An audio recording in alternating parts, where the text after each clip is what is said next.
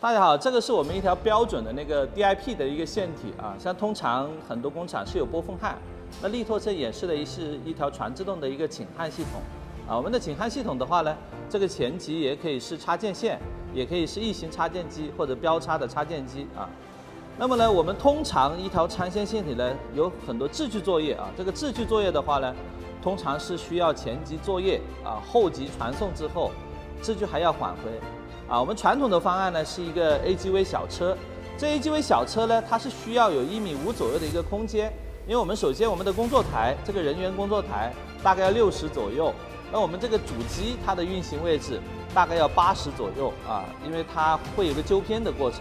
那么力拓演示的这套传动静焊系统呢，是一套带制距回流的啊，那我们底部是有一套回流系统的导轨啊。这个插件线呢也是特别定制的，按客户的要求啊。这是回流线的控制器啊。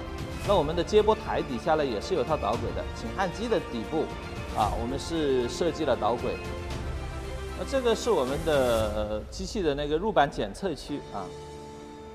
这个进板之后呢，是通过这个注焊剂的喷涂区啊，这个位置在涂覆注焊剂。力拓这套系统呢是恒压式供给的一套系统，注焊剂是自动管理的啊。这是我们停留预热区啊，这个停留预热区呢是红外热风复合式啊，它的热效率会比波光更快，所以我们在这里停留时间呢，通常只要3到5秒。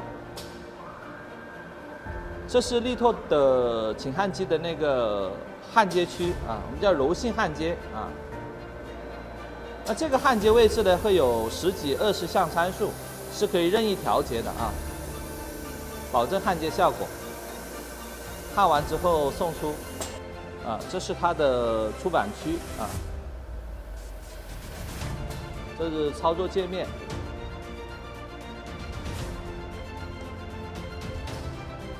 这个制距接收到的话，它可以在这个位置进行一个提升、下垂、啊下降，啊，这是主机。正常的，我们一般炉后，假如说没有这套系统的话呢，我们这个位置啊，我们通常啊是需要一个卸工装的位置啊。那假如说 AGV 小车过来的话呢，来剪我们家的那个制距啊，那是需要传统的方式是需要一个人在这里的。这个人的话呢，他的工作量其实不大，但是呢，他毕竟是需要一个人，1年下来的费用也比较高啊。那他基本上就可以导入我们这套自动回流的一套系统了。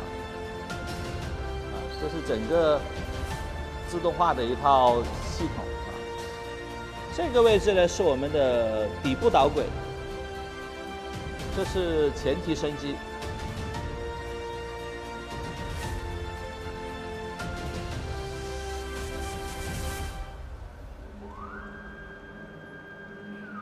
对，他把这个制距送出来。